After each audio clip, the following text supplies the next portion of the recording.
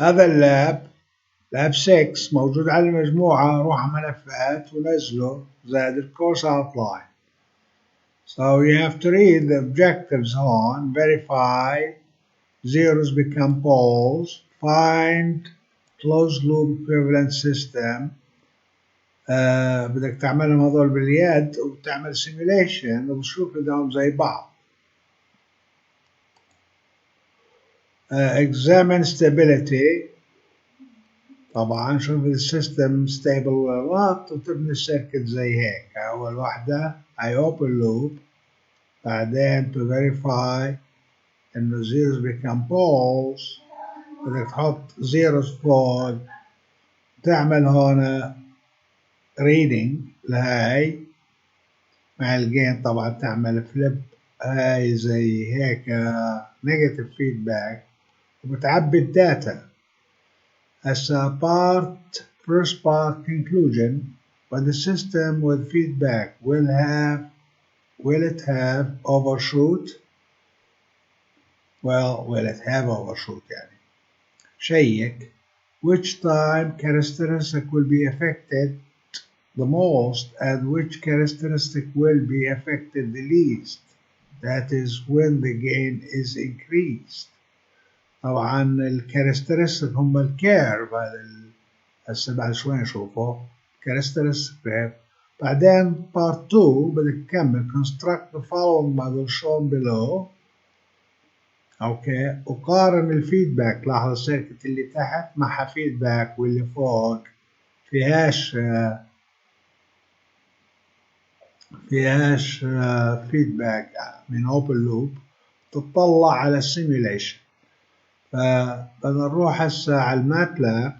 طبعا التايم هون مسجل. بتروح تطبع سيميلينك. كليك سيميلينك اذا عندك او اشي خرزة زرقاء او كرزة او تطبع هون سيميلينك وبدك تستنى. فلما يفتح السيميلينك هي قاعد بلوف. اوكي، فتح السيميلينك. هسه شو بتعمل؟ بتروح على فايل نيو موديل. لما يفتح الموديل بدك تطلع ترانسفير فانكشن.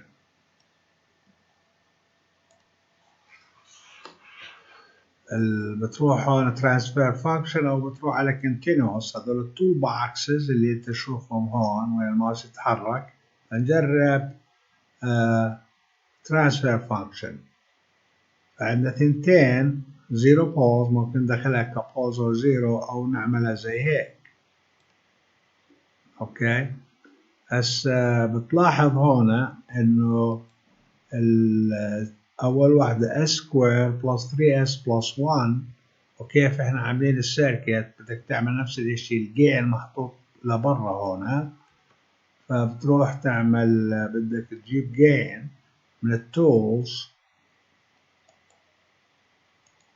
بتحط هون جين اذا بدك نفس الاسم المكتوب هون تطبعه هون بالكنترول.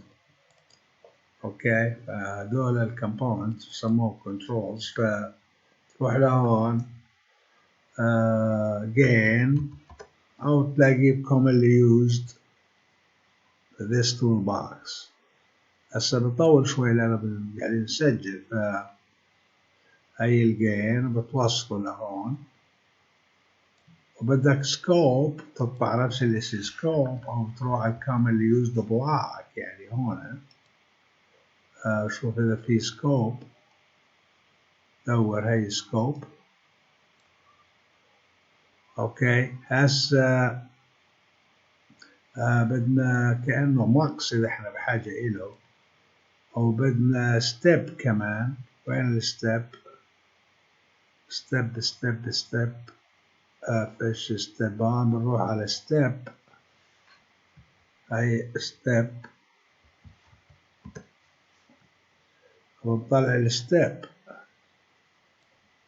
هسه بندخل الترانسفير فانكشن زي ما هي مكتوبة هون بالفايل. هنزلها تحت عشان تبين في آن واحد. اللي هي s squared بنحطها زي الكوفيشنتس اوف طبعا معاملات البانوميال. سو أول واحدة واحد عند الاس سكوير، بعدين 3 بتلاحظها هون، بعدين تحط الواحد، بعدين طبعا اوتو فيش ستيت نيم. اوكي، هي طلعت. بتكبرها إذا مش مبين عندك، بتكبرها زي هيك بتبين. هسه تعمل التوصيل زي هيك وزي هيك، وهاي بتوصلها زي هون. هسه تعمل سيميليشن، بتروح على البطن هذا اللي مبين هون وتعمل سيميليشن.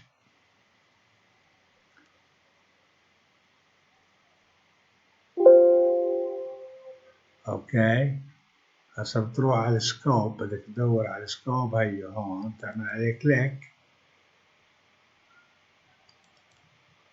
بدك تستنى وبدك تجيبه لهون.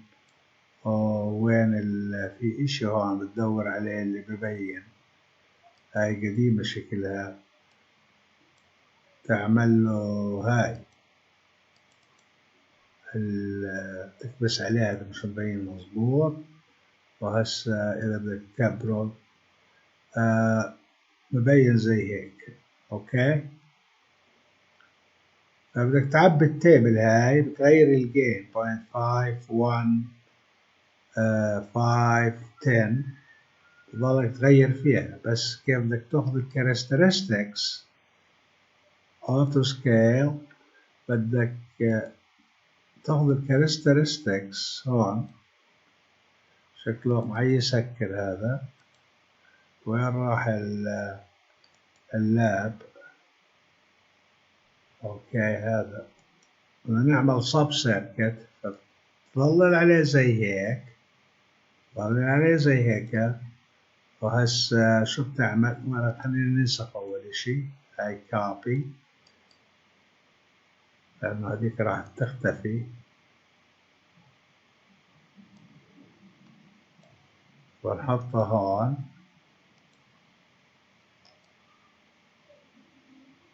ونحط بيست.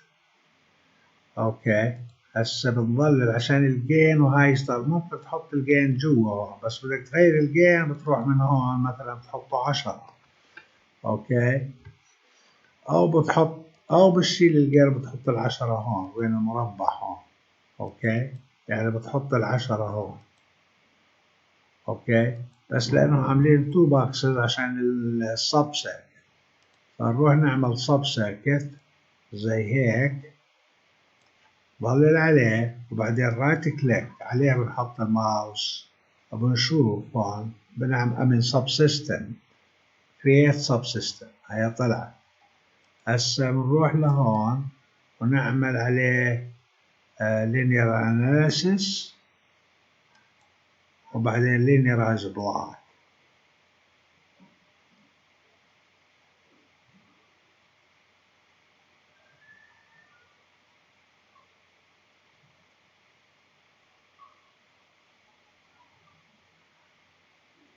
اوكي، هسه نيو ستيب، معناها موصلين ستيب، فبطلع زي هيك سيميليشن، وبنكمل كيف ناخذ القراءات.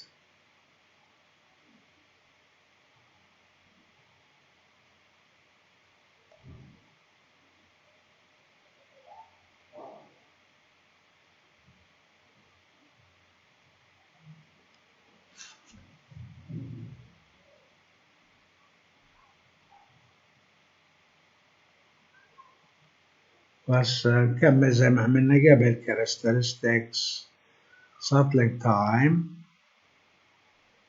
أو rise time، أو بس نكليك عليها بالماوس زي هيك 5.86. أوكي، أو نعمله بالكماندز. بعد شوية نعمل فيديو بالكماندز كيف نعمله ونقارن النتائج. يعني شوف الفيديو اللي قبل كيف نعمل كماندز نفس الشيء، نم وبعدين ترانسفير فانكشن بعدين ستيب انفو. اوكي، بيطلع لك الارقام هذول. بسكر هسه نو. وبدك تروح لهون دبل كليك عليها وبتغير الجين إلى 10 مثلا،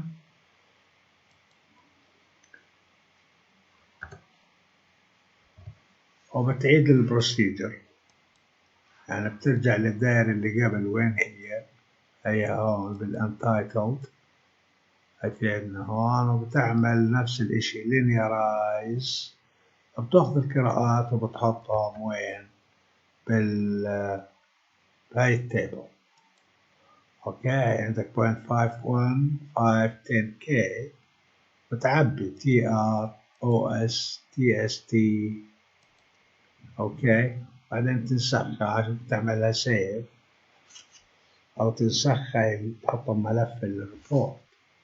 اوكي، هسه نفس الاشي بنروح نعمل، اذا انت بدك بتحط ال10 هون بالشيل وبتعمل يعني بالشيل هاي 10 بتحطها هون وبتعمل linearize. اوكي، حتى الجين يبين، او تعمل subset.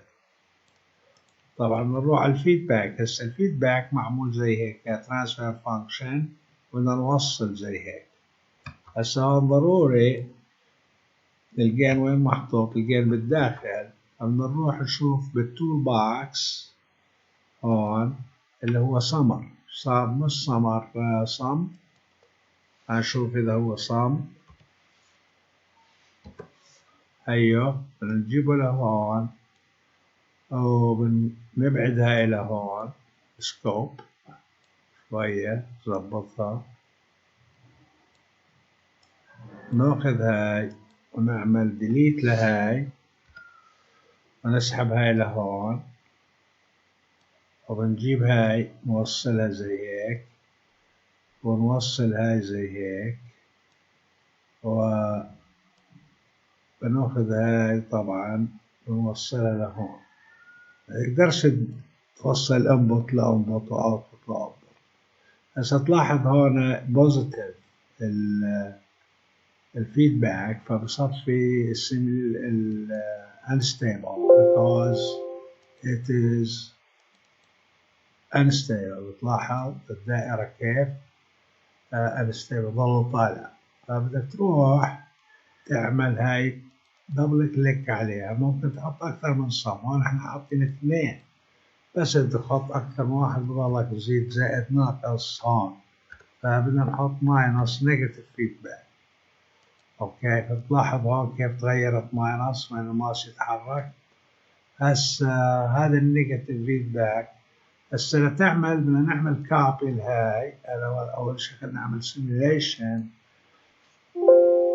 excuse me، نشوف أثر الفيدباك. صار عندنا اوفر شوت، لاحظ طبعا هاي صار عندنا اوفر شوت وستيبل السيستم، يعني مع انه هو نفس السيستم اللي قبل اللي هو هون، بس تغير الكاركترستيك بالنيجاتيف بالفيدباك، لأنه الزيروز become بولز وبولز become زيروز. لما تعمل فيدباك تعمل الايكويفالنت له. اوكي، نرجع للتايتل. هسه نفس الشيء بدك تغطي هذول، تأكد بس هذول اللي فيهم فيدباك. بدنا نسخها أول شيء copy and paste، وبعدين بنروح نعمل السبسيت. بتلاحظ بين الانبوت والاوتبوت، وبعدين right click on it create subcircuit.